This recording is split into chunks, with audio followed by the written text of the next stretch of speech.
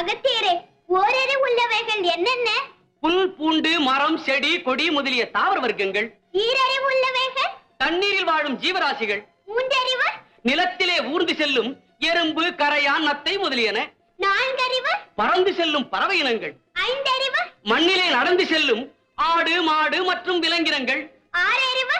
மனத்தினால் எதையும் நினைத்து பார்க்கும் சக்தி உடைய மனிதனே ஆறறிவு படைத்தவன். இப்படி எதையும் நினைத்து பார்க்கும் ஆறறிவு படைத்த நீங்கள் உங்கள் இலக்கண நூலை அரங்கேற்றுவதற்கு முன்பு தங்கள் ஆசானை வணங்கி ஆட்சி பெற்ற பிறகுதான் இங்கு வந்தீர்களா? ஆஹா, வசமாக சிக்கிக் கொண்டீர்கள். அகத்தியரே, இதற்கு என்ன பதில் சொல்ல போகிறீர்கள்?